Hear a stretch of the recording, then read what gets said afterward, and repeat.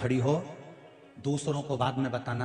पहले तुम्हारे घर में जो भोलेनाथ जी का शिवलिंग रखा हो, भले इतना सा हो, छोटा सा हो, पीतल का हो, पाषाण का हो, चाहे स्फटिक का हो, चाहे मोती का हो, चाहे मट्टी का हो, जिस कंकर को तुम पूज रहे हो शंकर मानकर, तुम जिस शिव की आराधना कर रहे हो, या जिस मंदिर में जाकर तुम एक लोटा पानी चढ़ा रहे हो, तुम्हारे जीवन में जिस दिन समस्या आकर खड़ी हो जाए, तुम पांडवों जैसी गलती मत कर जाना कि उन्होंने कृष्ण पास में था उसको नहीं बताया, मेरा कन्हैया पास में था और उनको नहीं बताया। वो गलती तुम्हें नहीं करना। तुम्हारे पास जैसे ही समस्या आए, जैसे कोई विकट समस्या आकर खड़ी हो जाए, एक लोटा पानी भरना, शंकर के मंदिर चली जाना और पानी चढ़ाते चढ़ाते कह देना ये समस्या उलझ गई, मेरी ये समस्या उलझ गई है भोलेनाथ। तुम्हें सियोर वाले महाराज को फोन लगाने की जरूरत नहीं है, तुम्हें किसी के पास जाने की जरूरत नहीं है, दो अगरबत्ती नरियल लेकर हिलने डुलने वालों के पास जाने की जरूरत नहीं है। तुमको केवल एक काम करना है, शिव के द्वार जाना है, शंकर के मंदिर जाना है, शिव की चौखट पर जाना है, भगवान शंकर को एक लोटा पानी चढ़ाकर भगवान शंकर से बस प्रार्थना कर देना कि बाबा मेरे जीवन में ये समस्या आकर खड़ी हो गई है, मेरे जीवन में ये समस्या आ गई है और इसको आपको संभालना है, कोई दूसरा नहीं। पांडवों ने गलती कर दी और देखो भगवान कृष्ण 4 बार पूछ रहे हैं, बोलो पांडव, एक युधिष्ठिर बोल क्या हो गया? कुछ नहीं स्वामी, कुछ नहीं, कुछ नहीं। मां अपने बेटे का मुख देखकर पहचान जाती है, बाप अपने पुत्र का चेहरा देखकर पहचान जाता है कि आज कहीं घाटा खाकर आ गया है। और बाप कहता है छोरा घबराना नहीं हो, मुझे बता क्या बात है। कुछ नहीं पता, बढ़िया। तो फिर तेरे दोस्त का फोन काहे को आ रही है बार बार बार? नहीं, वो तो ऐसे ही बोल रहा है कि आजा चौराहे पे अपन घूम के आते हैं जरा, बाजार तक, 24 अवतार मंदिर तक जरा यूं ही राउंड लगा के आए अपन, ले आ तो जरा। छोरा मेरे को बता तो सही बेटा। माँ पूछे बाबू, ए नाना मेरे को बोल तो सही बेटा, क्या हुआ क्या है, बोल तो कहीं नहीं माँ, अब भी आऊं, अब भी गया, अब भी आया। और जब पहुंचा वो कहीं बाजार में और दोस्तों ने उसको घेर लिया, पैसा मांगा, ला दे, जो तूने पैसा लिया था वो दे। अगर यही बात तू अपने पिता से और माँ से एक बार कहता तो सही। माँ कह देती छोरा ये चेन उतार के ले जा और जा पैसा दे कर आ, तू चिंता मत कर मैं बैठी हूं। बाप कहता छोरा घबराने की जरूरत नहीं है, आज प्रॉपर्टी तेरी है, कल भी प्रॉपर्टी तेरी है, मरूंगा उसके बाद भी प्रॉपर्टी तेरी होगी, क्या चाटू इस जमीन को? ले चल मेरे साथ, अभी फसल बेचूं, अभी सामान बेचूं, अभी पैसा देखिए। काहे को चिंता करता है छोरा? ये बाप होता है, ये माँ होती है। पर छोरा बताए नहीं, वो तो केवल एक को बता, जगदम्बा चंद्रघंटा को। तब वो और जगदम्बा चंद्रघंटा क्या करेगी? अरे बोलो तो सभी, ज्यादा से ज्यादा अपने पापा को फोन लगाएगी, ऐसे के साथ ब्याह कर दिया, कर्जे में लगा लूंगी, एक मेरा मंगलसूत्र तक ले गया। वो क्या करेगी? नहीं, थोड़ा तुम्हें बुरा तो लगेगा जीजी हो, जगदम्बा जितनी बैठी होगी ना, जो ओरिजिनल जगदम्बा होगी उसी को बुरा लगेगा, जो जगदम्बा है ही नहीं तो उसका काहे को बुरा लगे? आग लगे बस्ती में पंद्रह मस्ती में, अपने को भी करना उसमें। जो है ही नहीं जगदम्बा तो उसको काहे का बुरा लगे? बुरा उसको लगे जो जगदम्बा ओरिजिनल, जो यहां से जाते से भिनक जाते, अब मत चले जाना मिश्रा जी की कथा में, और टीवी बंद कर दो आस्था चैनल, ये महाराज जब आए नहीं ये आग लगाए घर में। अरे बिना माचिस का माचिस से सियोर वाला महाराज, सोचना नहीं। मेरा जगदम्बाओं से भी निवेदन है, अगर तुम्हारा पति तुमको कुछ बता रहा है ना, 1 मिनट की देरी मत करना और सीधे अपनी सास के पास जाना। माई के बाद में पहले सास के पास जाना, मम्मी 2-3 दिन से इनको थोड़ा सा कुछ अच्छा नहीं लग रहा, क्या हुआ बेटा, मुझे बता छोरी क्या हो गया? पापा ऐसी बात है, मम्मी ऐसी बात है। तुमको अगर तुम्हारे पति ने कुछ बात बताई है तो सबसे पहले आप सास ससुर को बताइए, निर्णय वो देंगे, सुधार वो देंगे, क्योंकि घर का बाप है वो, घर की माँ है वो, उसने धूप में बाल सफेद नहीं करे, जिंदगी खपा दी तुमको बड़ा करने में, तुमको पाल पोस कर आगे लाने, पूरी जिंदगी गवा दी उस माता पिता ने तुमको आगे लाने के लिए। चिंता मत करना, दुख आए, भगवान कृष्ण ने 4 बार कहा मुझे बताओ क्या बात है, कुछ नहीं करो, बढ़िया एकदम, कहीं नहीं कहीं नहीं कहीं नहीं, और कहीं नहीं करता रिया। भगवान जाने लगे कहां? जहां युधिष्ठिर जा रहे थे उनके साथ में कृष्ण जा रहे हैं। युधिष्ठिर ने अर्जुन से कहा कृष्ण साथ जा रहे हैं, इनके सामने चौसर कैसे खेलेंगे, जुआ कैसे खेलेंगे? एक काम करो अर्जुन, तुम भगवान कृष्ण से कह दो कि तुम बाहर ही रुक जाओ। अर्जुन गए दौड़ते दौड़ते, द्वारकाधीश की जय हो। सखा मित्र अर्जुन, क्या बात है? अर्जुन ने कहा प्रभु कहां जा रहे हो? भगवान बोले दुर्योधन की सभा में, धृतराष्ट्र की हस्तिनापुर की पावन सभा में जा रहा हूं। मैंने सुना है आज कुछ होने वाला है। भगवान को तो सब मालूम था, पर के तो सभी कुछ होने वाला है।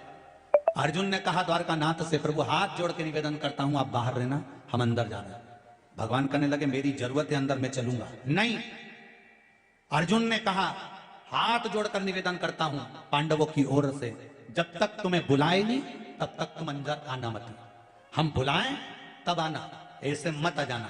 आपको मेरा वचन देना पड़ेगा, मेरे शीश की सौगंध है आपको, मैं आपको सौगंध देता हूं। अर्जुन कहते हैं जब तक बुलाए नहीं तब तक अंदर आना मत। भगवान कृष्ण आंख में आंसू भर लिए। हस्तिनापुर के दरवाजे के बाहर एक कुर्सी लगी हुई थी, सिंहासन लगा हुआ था, जिसको वेटिंग सीट कहते हैं, वेट करने के लिए वहां बैठ गए। अंदर चौसर चालू हुई। पांडव हारने लगे, कौरव जीतने लगे। फिर कौरव हारने लगे, पांडव जीतने लगे। पांडव जब जीतने लगे, इतनी देर में दुर्योधन ने कह दिया अब मेरा मामा खेलेगा, शकुनी मामा खेलेगा। भगवान कुर्सी पे से खड़े हो गए कि अकल आएगी पांडवों को। जब ये दुर्योधन कह रहा है कि मेरा मामा खेलेगा, तो पांडव चिल्लाकर कहेंगे हमारा द्वारका नाथ खेलेगा। भगवान खड़े हो गए कि अब मेरे पांडव कहेंगे कि अब द्वारकाधीश चौसर खेलने के लिए आएगा, अब मुझे ये बुलाएंगे। पर ये खेल खेल के हार गए, सब कुछ हार गए, द्रौपदी को भी हार गए। तब तक इन्होंने कृष्ण को नहीं बुलाया। कृष्ण आंख से आंसू बहाते रहे, छटपटाते रहे, आवाज तो दे दो मुझको, मैं आ जाऊंगा, तुम बुलाओ तो मुझको, मैं आ जाऊंगा। नहीं आए। तब आखिरी में द्रौपदी का जब चीर खिंचाने लगा और द्रौपदी रोती हुई गुरु द्रोणाचार्य के सामने पहुंची, गुरुदेव आप तो साथ दे दो। भीष्म पितामह ने मना कर दिया कि जैसा खाया अन्न वैसा हो गया, मन में नहीं बोल सकता। सबने मना कर दिया, धृतराष्ट्र गांधारी ने भी मना कर दिया। गुरुदेव आपने गुरु मंत्र दिया है, आपकी शिष्या को मैंने गुरु मंत्र लिया है, कम से कम कोई साथ नहीं देता, गुरुदेव आप तो साथ दे दो। तो गुरु द्रोणाचार्य ने कहा सुन बेटा, मैं तेरा गुरु हूं, मैं भी तेरा साथ नहीं दूंगा। बहुत अच्छे से सुन लेना रही देपालपुर वाली जी हो, सियोर वाला महाराज तुम्हारा साथ नहीं देगा, आज भी लिख के रख लो। जो गुरु द्रोणाचार्य ने कहा था, और कहीं का महाराज तुमसे कहे कि हम बैठे हैं तुम तो जाओ, हम बैठे हैं तुम तो करो ये काम, तो समझ लेना कि दो चार रटेची का काम है। समझ लेना कि कहीं ना कहीं गरुण घंटी बजने वाली है, क्योंकि भागवत जी कह रही है कि गुरु द्रोणाचार्य करें, सुन द्रौपदी मैंने तुझे गुरु मंत्र दिया, मैं साथ नहीं दूंगा, पर सुन इस सभा में जितने बैठे हैं कोई तेरा साथ नहीं देगा। और द्रौपदी जो मैंने तुझे मंत्र दिया था उस मंत्र को जपना चालू कर, वो तेरा साथ देगा। आपको भी एक मंत्र दिया है, सियोर वाला महाराज तुम्हारा साथ नहीं देगा, रिश्तेदार नातेदार कुटुंब और कबीले वाले साथ नहीं देंगे। आपको भी एक मंत्र मिला है, जब दुख आए तब उसको जपना प्रारंभ कर दो। श्री शिवाय नमस्तुभ्यम, उस मंत्र का जाप करना प्रारंभ कर दो।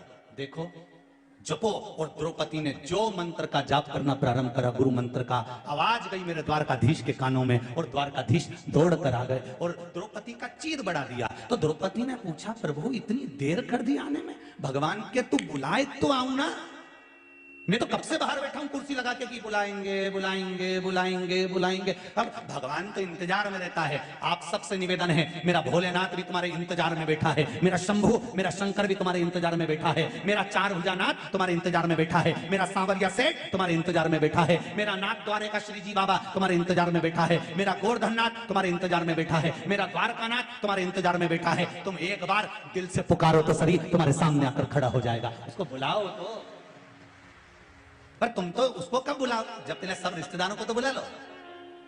सारा रिश्तेदार इकट्ठा कर लिया, जब टोकरी निपटी, जब बूढ़ी अम्मा के प्राण छूटे ना, तो सबको फोन लगा के पूछे मामी जी मम्मी 2 दिन से कुछ नहीं खा रही, ऐसा लग रहा है अंतिम सांसें चली, डॉक्टर भी बोल दिया अब तो निपटने वाली है। मामी जी भी आ गई, काका जी ओ काका जी हाँ छोड़िए, अम्मा जी रही है, काका जी गए किया, फूफा जी हाँ फूफा जी भी आ गए, जीजी भी आ गई, जीजा भी आ गया, सब इकट्ठा।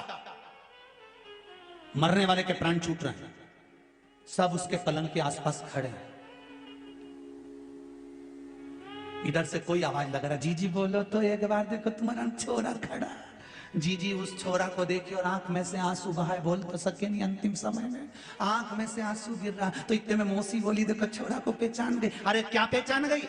आंख में आंसू इसलिए आ रहा है कि इनके लिए जोड़ जोड़ के मर गई, कभी मुख से राम नाम और कृष्ण नाम नहीं लिया, इसलिए आज ऐसे जाना पड़ रहा। सबको बुलाया। अरे हाथी की कथा कहती है, गजेंद्र मोक्ष की कथा श्रीमद् भागवत की। हाथी के प्राण छूट रहे थे, सारा परिवार पास में खड़ा हुआ था। हाथी का कोई पैर छुड़ा पाया था?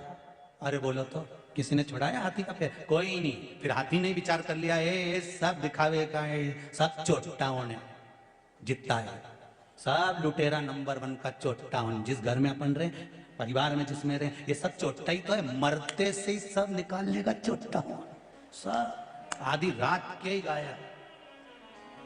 और आखिरी में भी नहीं छोड़ेंगे, आग लगाकर आने के बाद में तीसरे दिन फिर पहुंच जाएंगे, डंडा लेके, फावड़ा लेके, खारी समेटने नहीं, देखने जाए, देखो कहीं सोना की बाली तो नहीं दी।